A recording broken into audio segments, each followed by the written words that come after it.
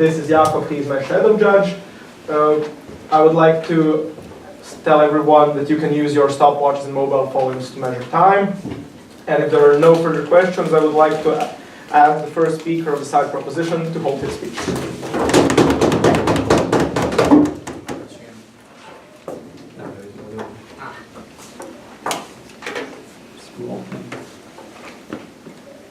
Is everyone ready? Yes. Perfect. Imagine that you are a worker in a diamond mine in Zimbabwe. You've been told that the government and the corporation you work for will look out for your personal benefit and will make sure that your voice is heard. But instead you've been exploited, you've been shunned by the corporation, and you risk losing your own livelihood because the government isn't able to protect you from corporate CEOs. It's because on side proposition, we believe that people, in all cases, ought to come before profits that we are proud to propose this motion. In this speech, I'll be doing a few things.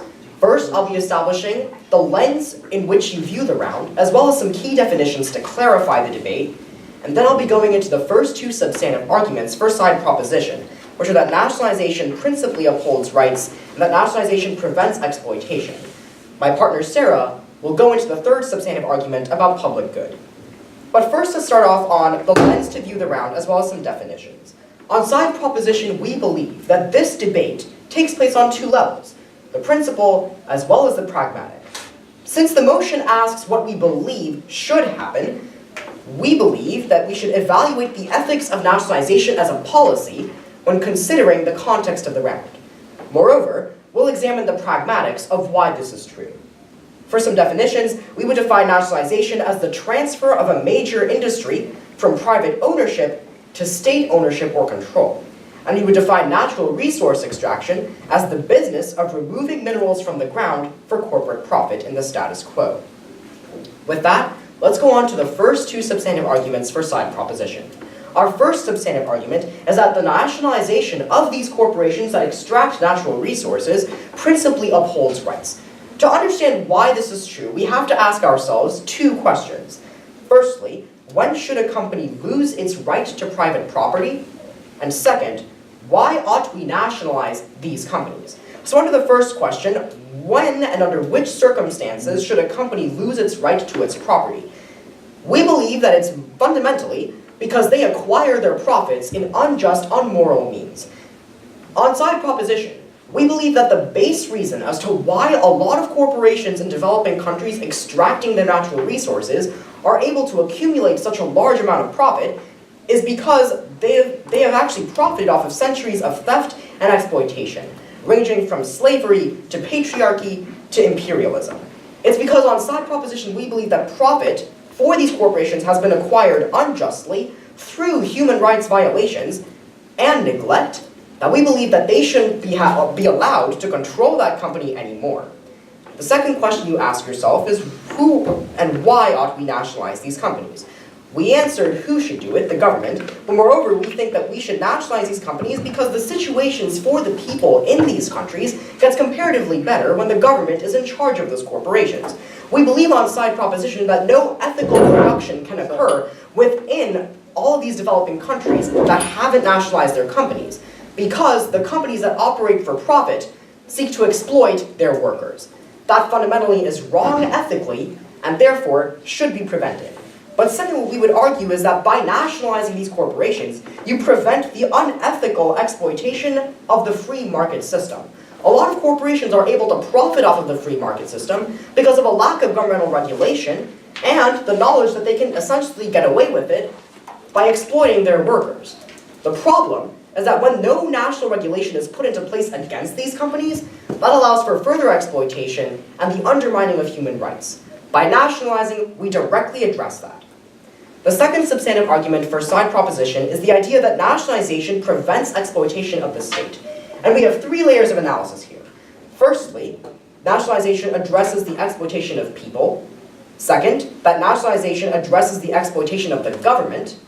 And finally, that nationalization addresses environmental exploitation. Under the first layer of analysis, about how nationalizing these corporations addresses the exploitation of the people. What we would argue inside Proposition is that in the status quo, private corporations solely operate for profit. That's why they largely skirt labor regulations, they bypass the governmental system, and they try to reap benefits by exploiting their workers.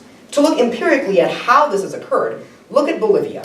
They themselves, in their largest oil extraction company, have taken out labor from the children populations in the country, even though the government of Bolivia literally prohibits the use of child labor in the country's corporations. Even though government regulations have been put into place, they haven't been effective because corporations still have the end say in a lot of government decisions. They have control over what happens in their company, and they give no regard to government regulations in the status quo. Shifting complete control to governments eliminates corporate control altogether and essentially upholds government labor policy, essential to preventing exploitation of the people. The second layer of analysis that we bring to you is the idea that addressing the exploitation of the government occurs on our side of the house when you nationalize these corporations. Again, in the status quo, private corporations seek to maximize profit, but they do so by exploiting governments and avoiding regulation and taxation. Before I get into why nationalization addresses all these problems, I'll take a point. Are you aware of the problem of corruption inside developing countries? Yes, I understand that some corruption is present in a lot of these developing countries, but that's where we ask side opposition one critical question. What is their solution for that? They don't provide any alternatives, and they clearly don't stand for nationalization. If they want to say that they can address corruption on their side of the house, and if they want to say that corruption is unique harm that undermines the efficacy of nationalization, they also have to prove why their world avoids the impacts of corruption and why nationalization doesn't address it. Moreover, what we would tell you is that in the status quo, these private corporations exploit the governments by avoiding regulation.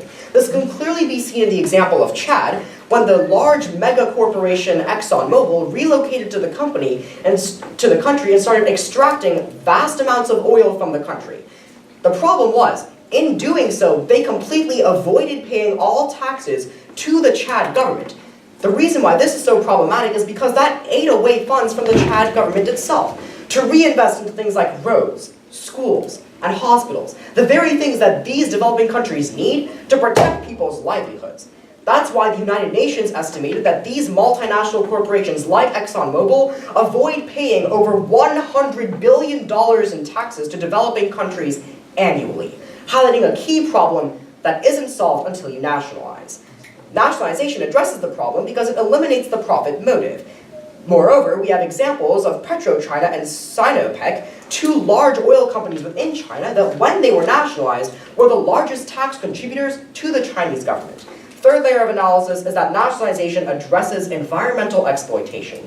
Again, looking at the status quo, a lot of corporations within developing countries show no regard to environmental regulations. That's why, in cases like Guyana, 325 million gallons of cyanide waste were dumped into Guyana's main river stream.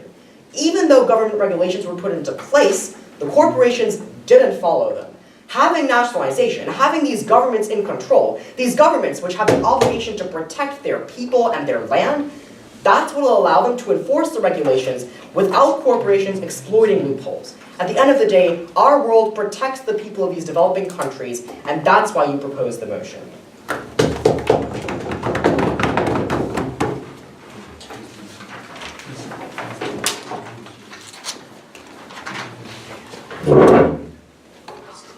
I thank the first speaker for his speech, and I invite the first speaker of the opposition to hold his speech.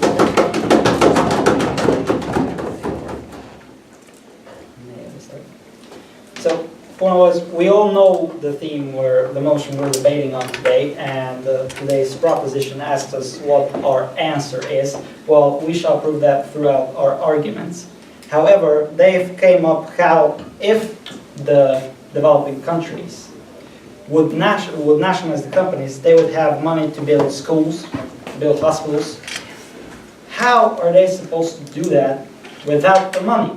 You need the money in order to build something. You need the money in order to build infrastructure. Also, how can their industry be based on just extracting their own national resources without an ability to produce a final product that can be brought to the market. That's where they need the foreign companies. So anyway, our side does not stand in favor of nationalization because it clearly harms the country development. No, thank you. And we shall prove so in throughout our two arguments. Anyway, I've spread my argument into 3 points. The first is infrastructure, the second would be experts, and the third point would be former system of colonialization, which causes the influence today. So if I move on to the first point of my argument, which is infrastructure. Sir. No, thank you. If a country in stage of development wants to nationalize the companies, they need infrastructure. In order to have infrastructure, they need money. And that's something today's proposition chose to avoid. No, thank you. They only said how it would be good to nationalize it without actually accepting the main problem that you do not have the money. Therefore, our side does not say that nationalization is completely bad, but we are saying that it brings more harm to a country in stage of development than good to a country in stage of development. So, if a country in stage of development wants to, no thank you, wants to nationalize the companies, like I said, infrastructure. Infrastructure is built on money, and a developing country doesn't have money. Also, if supposing, let's take Sierra Leone, for example, which is a country that has famous mines of diamonds. If we take them, for example, if they nationalize their mines, again, how will they come to a final product which they can sell on a market? This is another thing. And give or take, if these countries, no thank you, if these countries do not have the good enough of a developed infrastructure and the good enough of a stable economy, they can't function normally, which is why it's also better to have foreign companies in there to help them. See, foreign companies might present them with a small price, but think about this. Sir. No, thank you. A country in development is mostly a poor country. Can they afford to lose that one little part of money they have? Give or take, if they nationalize it, the foreign companies are not going to invest, are not going to be in these countries anymore. Can they stand up for themselves? That is the main question that I give today's proposition. Can a developing country stand up for itself? Give or take the fact that there's no current infrastructure, there's not enough experts, and not to mention their system is not important. Yes? Why would we empower a foreign country that is coming into these developing nations and exploiting their resources not for these people's profit? Can you repeat that? Why would we empower a foreign nation that comes into these developing countries, takes their resources, but doesn't give any type of profit back to these people? Okay, thank you. Why? It's simple. Because the country stands on the little money they give them. If that happens, today's proposition has to prove that they can stand up for themselves, that they can build a constant economy, and they can build constant institutions, that they can build a constant school system, which will take years, by the way. And what will they do in the meantime? Moving on to my second, no thank you. Moving on to my second point of the arguments, which is experts. See, we all know the school systems in Africa, Uganda, Democratic Republic of Congo. They have the lack of experts. The only way that experts can come, and that's another thing why it's good to have foreign companies, because foreign companies will also bring experts into these countries. Experts that will help develop something. Experts without who, in today's world, nobody can develop. So how can an African country or an Asian country be developed without experts? No, thank you. Main point is, today's proposition might say they can't fix their school system, but again, they do not have the money to do that. If they chose to do that, That would take years, and what would you do in the give or take time within those years? The next point of... Sir, No, thank you. The next point of my argument is a system of colonialization. These countries, most of them are ex-colonies. So they used to be under influence of Britain and so on and so on. Britain, France, Netherlands, and so on and so on. The problem is, when the colonizers came to Africa, they spread the countries, gave strict borders to the countries. And the problem with that is, you have one tribe living in 10 different countries, and you have 10 different tribes Sir. living in one different country. No, thank you. And then the next problem that comes up here is Africa is known for tribe wars. Look at Uganda for a case. What happened in Uganda? The killing in Uganda. Thousands of people died. Thousands of people were killed. That came from a result of wars of the tribes. Because tribes, they have wars. One of them is stronger than the others. And if one of the tribes is stronger than the other, how can the other tribes Sir. the other tribes surpass that? No, thank you. Imagine nationalization of water. What would you do without water? So let's take Democratic Republic of Congo, for example. And say that they nationalize, that the leading tribe that's currently in Congo is stronger than all the others, would nationalize water, which means they would strictly privatize water to their expense. What would the other tribes live from? Because they would then exploit the other tribes. And how can you solve this problem when this problem is still clear there because the borders have stayed the same as they were in colonialism? So we see that there is not a possible way that a developing country could stand up for itself, build a good and stable economy. How? With what? It's still better to have a little something than to have nothing.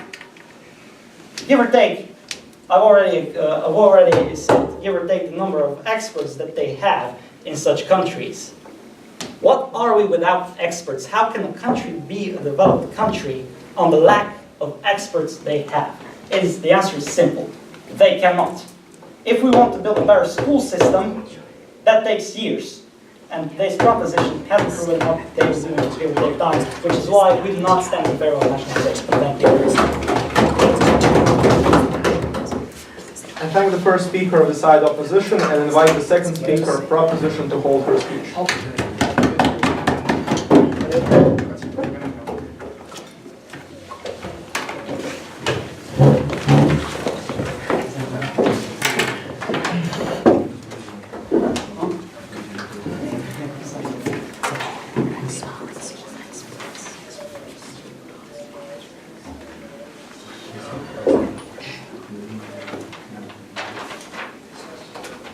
Team opposition stands up and presents you with a problem of a company having their land taken, while team proposition stands up and presents to you a more practical issue of individuals having their rights violated and of workers being exploited in developing countries. But because we believe people come before profits, we are proud to propose the motion. I will be doing a few things in this speech. First, going over a quick overview. Second, arguing against team opposition's case. Third, rebuilding our case. And finally, presenting our third argument on the public good. But first, going over a brief clarification that needs to be made in the round. The entirety of the opposition's last speech was grounded upon the fact that team proposition won't have any type of economic return and won't gain any type of money in the government from nationalizing these companies. But this just proves they failed to listen to our very definition of nationalization, because we proved that funds go to the government because the government takes control of these corporations.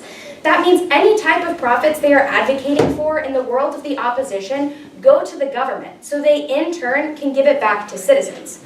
But next, going on to team opposition's case. Their first argument is on infrastructure, discussing how governments need money and they won't have it. First of all, as I just stated, our definition of nationalization proves governments can turn profit from these individual companies that they are nationalizing and can adequately use this money to develop infrastructure. Second, we are more likely to develop infrastructure with the world of the proposition. Look to the opposition world, where companies are gaining all of this money. It is highly unlikely that this money will be devoted to the individual infrastructural projects that are actually needed within a nation. Instead, if these profits are given towards the government, they in turn can see what needs to be built, whether it's a hospital, whether it's a road, or whether it's a school. And they have easier access to devote this specific funding to these individual infrastructural projects.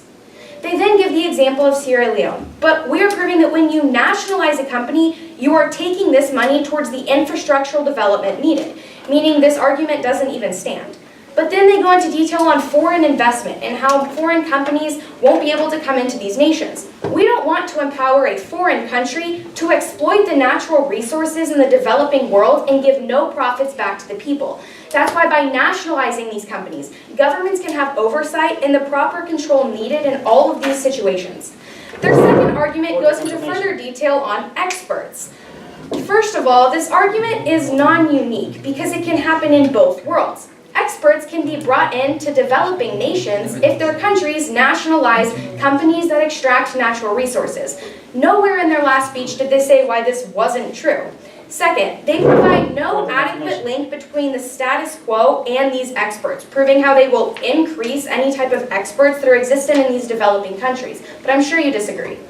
Madam, are you aware that with the raise of, with nationalization, you would raise the power of government? How do you know the government would not abuse that? Sure, there are multiple reasons for why we think, as a whole, governments won't abuse this power. One of them is because of accountability. There are checks on governmental systems, and people have the right to hold the government accountable like you wouldn't have with a corporation. Second, we can still see the same type of corruption with the head of these corporations that you are trying to give power to. Instead, if we hold a government accountable, it is easier to have checks on power with the government, not with the company. But more specifically, going back to their argument on experts. The third reason this argument is not valid is because corporations can often exploit these natural resources, not meaning they can in any way get experts to come to their nation. Fourth, it is easier to provide funding to bring experts into your nation if you have nationalization because the government gains this revenue. Look to the example Nikhil so eloquently explained in his last speech, where the United Nations estimated that these multinational companies avoided paying over $100 billion in taxes to developing countries annually. If side opposition thinks it is so important to bring more experts into developing nations, they might actually want to give the government money to do so instead of trying to escape taxes. More specifically, their third argument goes on to detail the former sister of colonialism. First, we solve for this as we could clearly explain in our first argument, but they failed to respond to any individual point of this. So our entire first argument applies here. Second, we regret colonialism, but unlike side opposition, we actually want to do something about it. They have no proper policy to try and fix the past negative impacts that they state. Next, going on to the case of team proposition that side opposition completely neglected. They failed to respond to any individual parts of any of our arguments. Look to our first argument on the principle level, proving why we should specifically nationalize companies because these individual companies need to lose a right to their private property. We go into further detail on theft and exploitation, and then explain why nationalization solves. They don't respond to any of this, so on the principle level, we are winning. But we're also winning on the practical level. Our second argument discusses how nationalization prevents the exploitation of the state. We go into further detail with people, giving the clear example of Bolivia. Unfortunately, side opposition doesn't advocate for any actual people, and they didn't actually respond to our argument on worker exploitation, proving this still stands. More specifically, look to our argument under our second point where we discuss the environmental exploitation that we easily see with side opposition. Not only can companies exploit the government and people, but they can also exploit the environment, which harms us on a global scale. Additionally, they failed to respond to one of the most important issues in the round, which is governmental exploitation. Look to the example that Nikhil and I have both brought to you so far about the United Nations estimating that over $100 billion in taxes to developing countries has been avoided by these multinational companies. Side opposition is okay with these governments and these people not getting the money that they deserve due to the developing resources within their land. However, side proposition actually has a policy in place to try and give this money back to citizens, to try and help individuals have the basic health resources they need for survival, proving that since they failed to respond to the entirety of our case, we are clearly winning here as well. But our third substantive argument is on the public good. Nationalization regulates monopolies, because nationalization targets industries that are monopolized regionally and control the market. This is true because only industries that a country can regulate into one system are made up of a few different companies. Therefore, they monopolize the market. Monopolies can abuse their powers over consumers. They can charge higher prices than actual citizens can indefinitely pay. Look to the example of Bolivia, where these national companies and the providers of clean water charge the Bolivian people extremely high prices just for water that they weren't able to pay for. Fortunately, nationalization solves, and it solved here as well, because when the government of Bolivia nationalized this company, they decreased the water prices and people had access to the basic health resources that are necessary for survival. Nationalization gives the government the ability to lower prices. This is true because a company is profit motivated. They are geared towards trying to attain monetary value. However, a government has political incentives, trying to do what is best for their people. They want good prices for consumers on a large scale. Nationalization helps individual countries because citizens can actually afford the prices that are being set for the basic health resources needed for survival. Even if you buy what the opposition has only brought up in a POI, that some governments won't actually fulfill this promise. On a large scale, it is seen that governments, like the example we gave with Bolivia, are more likely to do so, and with accountability are more likely to see it through. So because we believe that people come before profits, we are proud to propose the motion. I thank the second speaker on the side of the proposition and invite the second speaker on the opposition to hold the speech.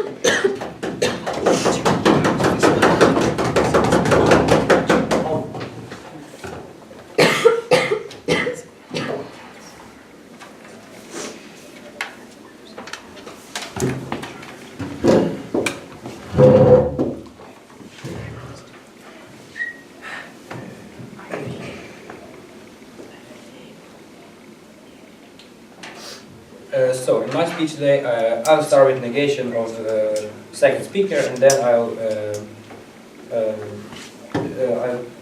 tell you something about our second argument. Social life gets collapsed excuse me, gets collapsed even more. So to start with negation, the second speaker said people came before profit. Well, unfortunately, people do not always come before profit. As examples,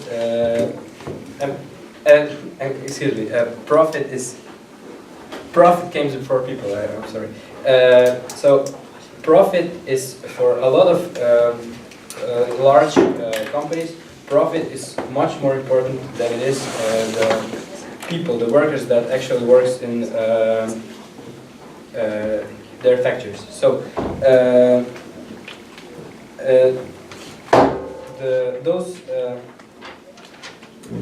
those companies that have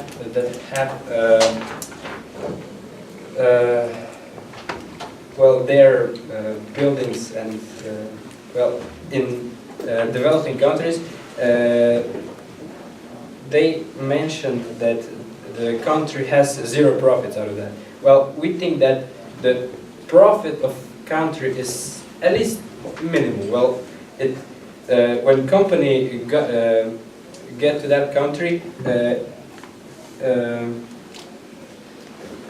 well, at least what they have to pay to that country is that they bought a land and they built a factory. So at least two things. No, thank you. At least two things. And the third one, well, all those workers do get paid, and well, they don't earn so much and as in developed countries, but still it is something. So to go to my second argument, social life gets collapsed even more. So to start, we have to know where are most countries in development. These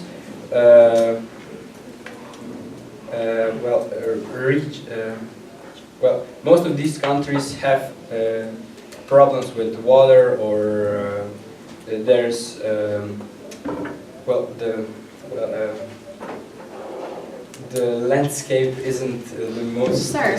no, thank you. Isn't the most suitable for companies and so on, and a lot of these countries are in deep troubles. They have troubles with money, with well, the government has problems to control people and to control everything what is happening in country, and well, home or some other elites are ruling, are literally saying what is well, not saying, kind of, they do have a smaller impact to what is going to happen in that country. Well, and if the leader of that country is usually set as a leader by one of that elite, and as long as he works with them, as he agrees and he does what they said, everything is all right. But at the moment he does something they don't like, well, we've seen that. Sir. No, thank you. A lot of those leaders were taken off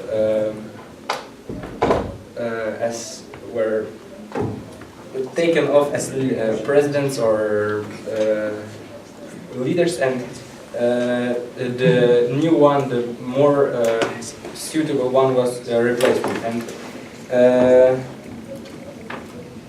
well, and we do agree to nationalize companies, but first we need a system. We don't need just a system. We need a working system that would literally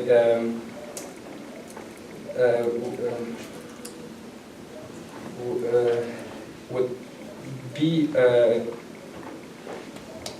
would have impact on the long term. So eventually the education and all the other necessary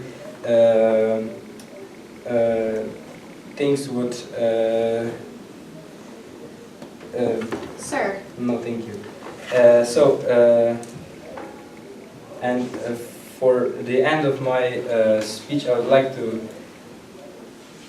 give a question or a thinking of of today's opposition team, and that is, why would we cut off wings of big companies that actually run the world? And with run, I don't mean they have impact on politics and all that. No, thank you. But they run the world with technical innovations, with development, constant new ideas and all that. And just why would we stop all that? Why would we nationalize companies and stop, or well, not just stop? I mean, not stop.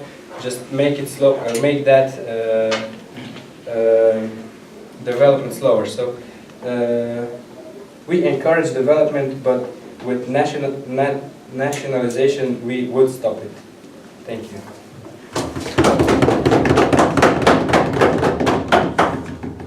I thank the second speaker of side opposition and invite the third speaker of side proposition to hold his speech.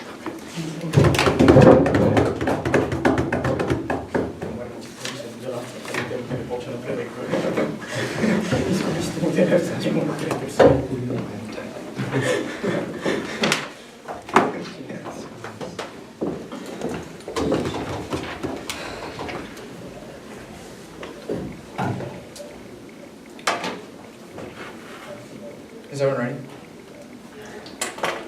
The opposition team has had 2 speeches to debate this motion and to engage with the content that we provided you. Instead, they squandered 16 minutes of speech time, which culminated in the second opposition speaker getting up here and saying he's okay with companies running the entire world. We are not okay with that on Team Proposition. We are not okay with exploitation. We are not okay with remnants of colonialism. And because we believe that people should always come before profits, we are so proud to propose today's motion. In this speech, I'm going to be doing a couple of things. I'm going to reiterate the lens by which you should be viewing today's round. Then I'm going to be offering the 3 main points of clash that we've identified in today's round.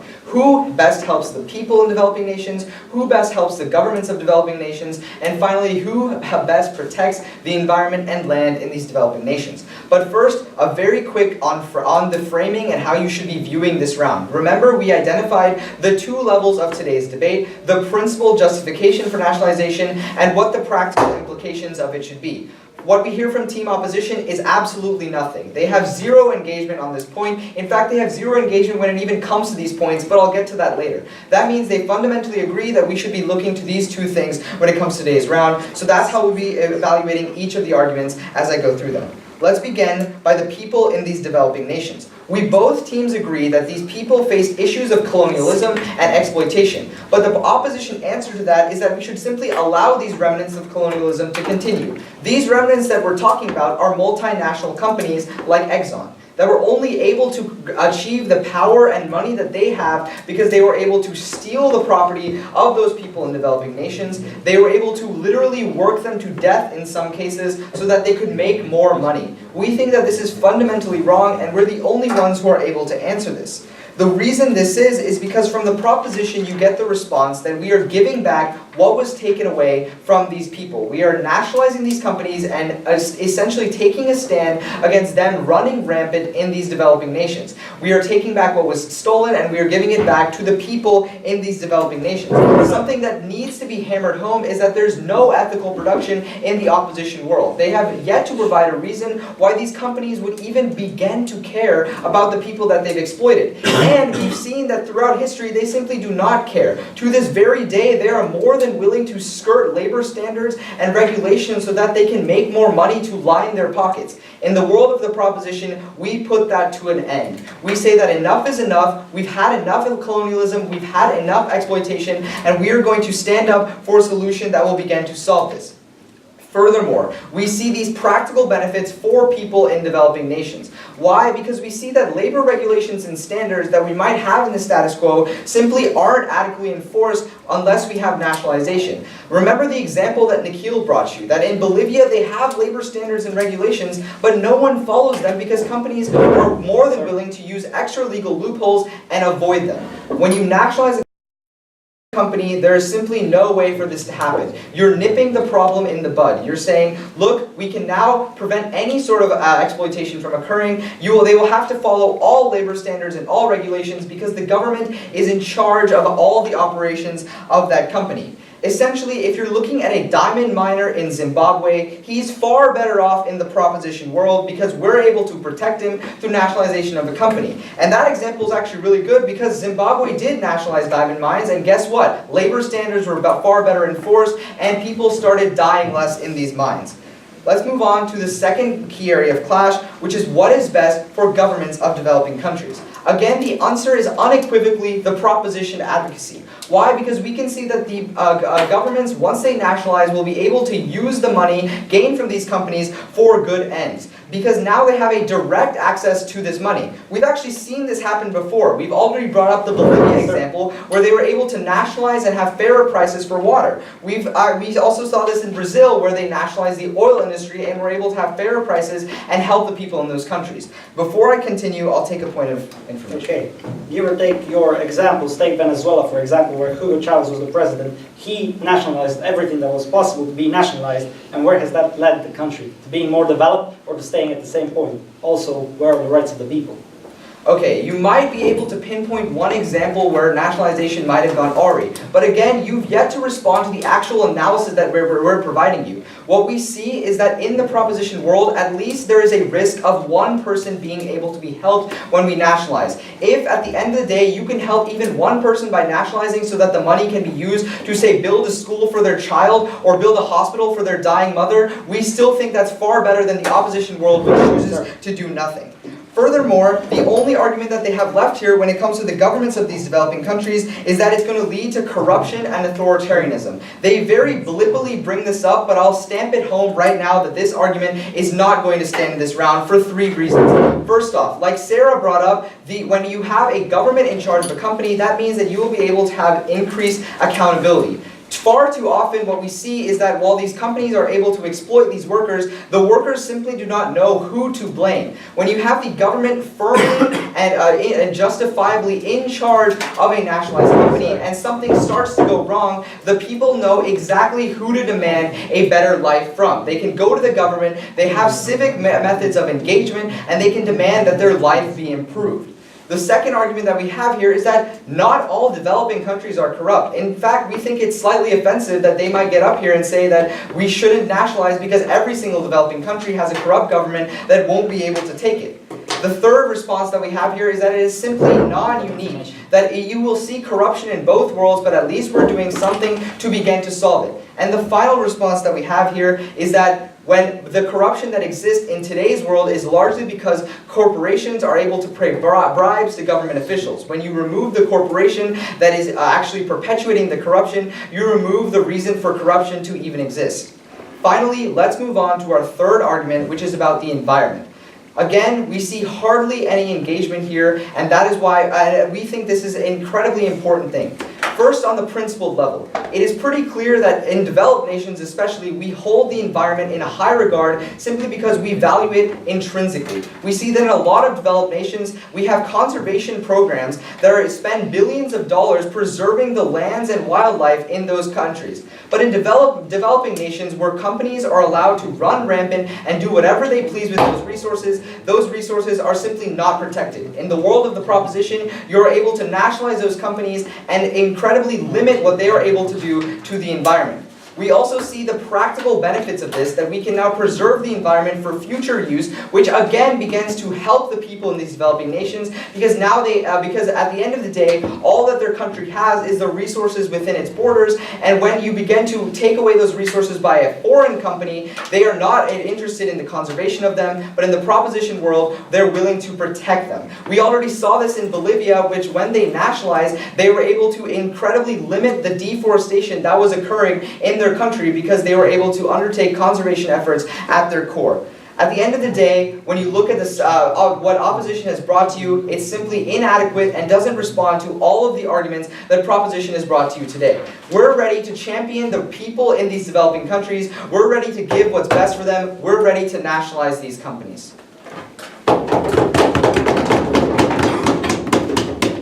I thank the third speaker of proposition and invite the third speaker of opposition to hold this.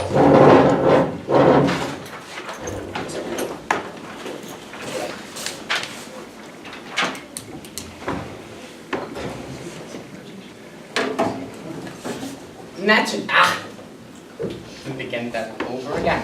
So, nationalization. Okay, nationalization of companies in developing countries is the biggest mistake the developing country can make. And let's check why. In this debate, we have mentioned like some points, like in instance infrastructure, like the people that needs to be educated to run the things, and the money. Let's start with the money because for money everything evolves. So. In the status quo, we know that these countries in development get their money from the companies paying them money and giving them the money to survive. Yeah, it is a low amount, but at least it is something. So, if we continue and nationalize the companies, at this moment the developing countries do not have any infrastructure. As we said in our first two speeches, yes, they said that they would build it by gaining profit from nationalization. But actually, how could a nationalized company work if they do not have any infrastructure? There will be no profit made because they cannot work because there is no infrastructure, which could come from money, but they do not have them because they do not get any money from the other companies. Yes, please. When you nationalize a company, you gain revenue. Therefore, the government can use that revenue towards infrastructural development. Yeah, but it simply isn't enough for the company to work better or at least the same as it was working before. If we look at the example, let's just say it in a natural way. So, if a country nationalized company, firstly, the wages wouldn't be like higher because the profit wouldn't be so high, and they need a high profit for like better infrastructure and schools and stuff that they are promoting in their utopia. But we are talking about the realistic world, no, thank you, of these countries. And so the pays or the wages would be lower than in the case of private companies. So in this case, like the worker is best to work in a private company than in a nationalized company in a developed country that do not have any systems or like infrastructure and things for their own nationalized company. Okay, if we move on, the countries in development cannot make any like products from natural resources that would be like good for the people of that country. They said that the prices of the like products would be low, but what are they selling to the people? Iron. Like they said that the natural resources are minerals took from earth. Like people in Uganda won't go and buy a stack of iron to like play with ions and on their home and produce something. So no, thank you. So the prices do not matter because they cannot make any worthy products out of that because they are in a development and they do not have any of the factories to even produce anything. No, thank you. To produce anything useful. Okay, if we continue on. Yeah, so even the foreign companies actually do care for the workers and for the environment and the nature. Like, not every company is as they said. Like, there are examples of each and everyone and everything on this world. In every aspect of life, something is good and something is bad. Also in companies, some are good, some are bad. Some take good care of their companies, like they build hospitals for the children and stuff, and they have good pays. But others are bad, of course. Even the nationalist company could be bad. Like if a country in a development want to have a big profit, they would also like use their nature and people to get a bigger profit and to earn more money for their country to get to be developed as they said. So the rights and the opposing rights and the stuff would still be bad in the case of nationalized companies because a country would still be greedy and it would want more money to have like a better life and stuff. No, thank you. Okay, so we first need a good system to like nationalize companies, and in developed countries this is not the right time to do that. So this is a big mistake if we nationalize companies. Okay, and like we said, no, a good example of this would be Venezuela that have nationalized like long before, and even now there isn't a change and an improvement. Gosh. Okay, so they ask who help countries more.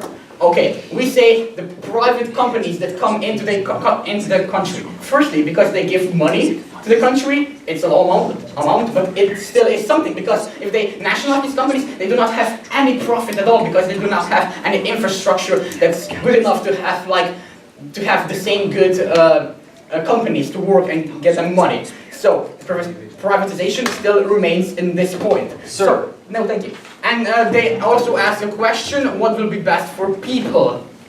Of course, private companies. Again, why? Because as we said, the country would like to have a high profit to like evolve and be better and to have more things built. So the pace and the stuff would be low, and they would be greedy, and they will also to use the workforce because, well, in a moment, because like, why not? Okay. Let me explain to you what happens with nationalization. You take over the company, their infrastructure, and the means that they use to make money. That means they're now making the same or more profit as they were before, but now it's actually benefiting the people who work for it. I don't think that's utopian, I think that's pretty logical. That's not exactly the truth in this case. Like, what would you do if you were in a country, no, it's serious. You were in a country and you were having a good job and they just nationalized your company and you should leave. What would you do? In my case, I would burn the infrastructure and just destroy everything and let them have their own little world and they can like suffer. This is the case of the proposition. Today, we are looking at this in a realistic way. we do need an improvement. And improvement comes when still we evolve, but slowly. But until that point that we have to reach, to have a working system, that we can develop the good things in country, to have a profit of nationalization of companies. We do not, no, we do not, we must not at this point in time nationalize companies in developed countries, because all of these things that we have said in our 3 speeches are a good example of why not, and they are simply not good enough to prove you wrong. Opposite of us. Okay, so if we just simply and quickly see at main points, so we said that they wouldn't have good enough infrastructure and things and educated people to have like good companies and have higher profits that they won't, because they have what they want to be evolved. Secondly, yeah, so the people would be better in private companies because like higher pays and wages and stuff and so on, and not every company is a bad company. Okay, the third point I want to like touch is the third point is that at this moment, well, actually, the nationalization is a big mistake for developing countries. Thank you very much. I thank the third speaker of opposition for his last constructive speech in the debate, and I invite the reply speaker of opposition to hold his speech.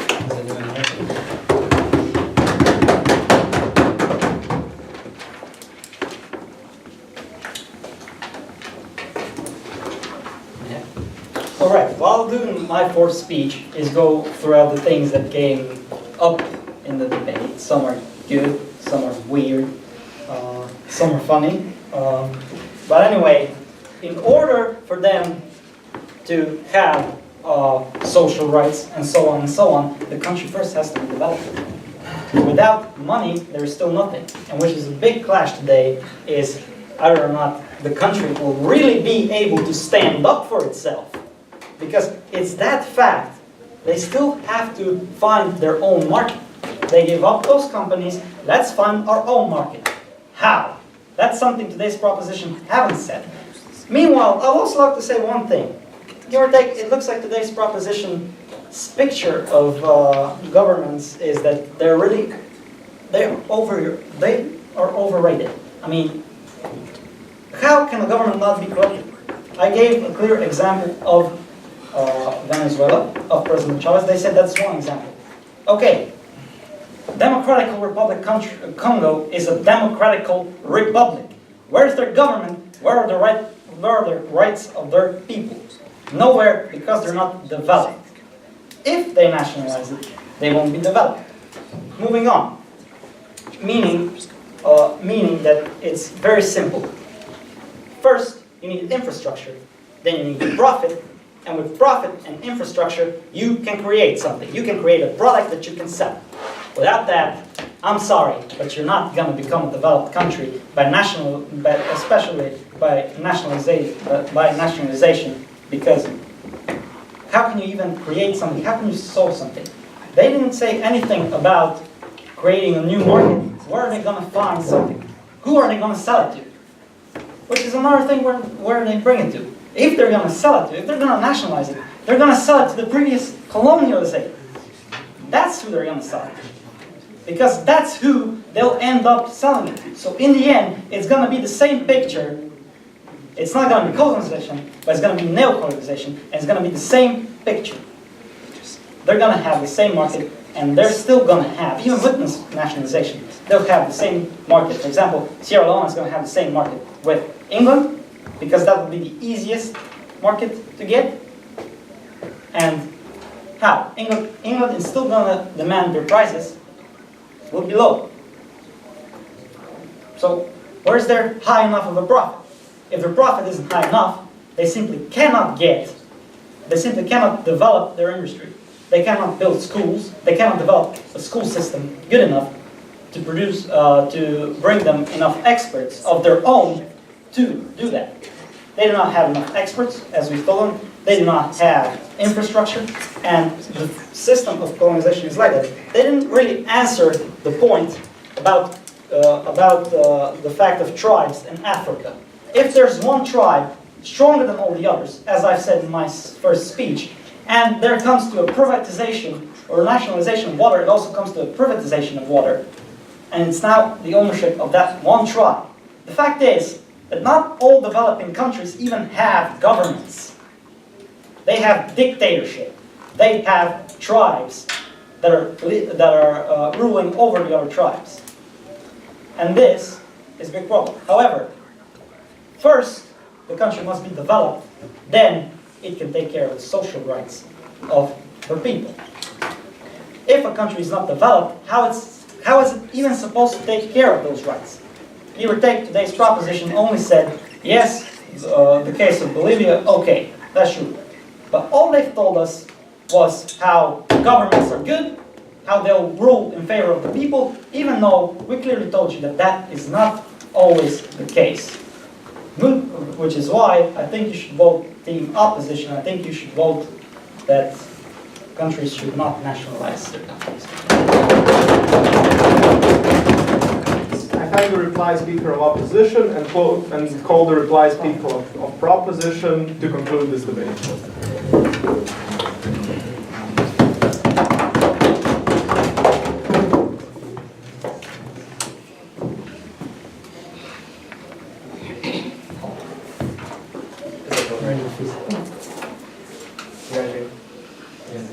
Perfect. Okay. In this debate, the advocacy for side opposition has shifted 4 times in each of their speeches. In fact, I'm at the point where I'm fundamentally confused, where I don't know what they're actually advocating for. Really, this debate is about the people. It's about the diamond miners in Zimbabwe, the oil plant workers in South Sudan, and the children who have worked in Bolivian mines that their role does nothing to address. Because we on side proposition value people over profit, that's why you oppose. In this speech, simply going to ask 2 questions that you need to ask yourself to evaluate the round. First, who upholds the rights of the state principally? And the second is who upholds the rights of the state practically? So first on the principle. Really, this is a pretty easy question to answer because we heard 0 clash from side opposition on this. In our first speech, we tell you about unethical production occurring, which is largely around our first substantive argument. What happens when you have a multinational corporation come into a developing country and start to extract their natural resources?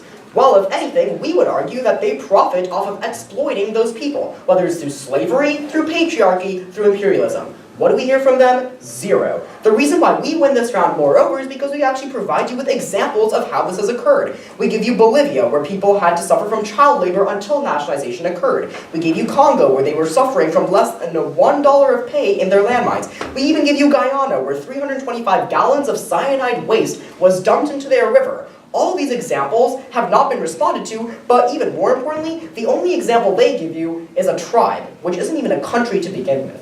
We don't even hear any clash with our examples, which means that they hold as well as our principle. Then we hear this idea that the government should not be in power, they shouldn't have the right to try and come in and control these corporations because they might be corrupt. But what do we hear on this? What we believe on side proposition is that people have the right to their resources, and principally the government, as opposed to a corporation, has a better chance at protecting them.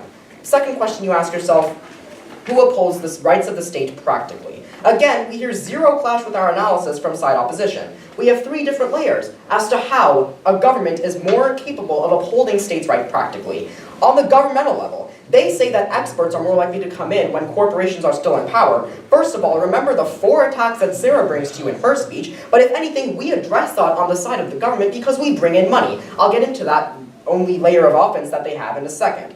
Then, moreover, what we tell you is that even if they win the fact that governments can be corrupt, even though they might be in some cases corrupt, we argue on side proposition that a government is way more likely to be held accountable to its people than a corporation. Look at the examples of Brazil and Nigeria. They give you the one example of Venezuela and say, oh, Venezuela is corrupt, all developing countries are corrupt. No, that's not true. But even if it were, what we would say is that governments are held accountable by their people. In Brazil alone, the government was held accountable and the president was impeached for a corruption scandal involving the nationalization of their oil company. A clear example of how governments are accountable. Second layer that we tell you about how states are protected practically through environment. We give you the examples of Bhutan, of Bolivia, both of which originally violated environmental regulations, but after nationalization saw increased compliance with those regulations. Why? The answer is simple, because the government controls the companies and the government enforces the regulations.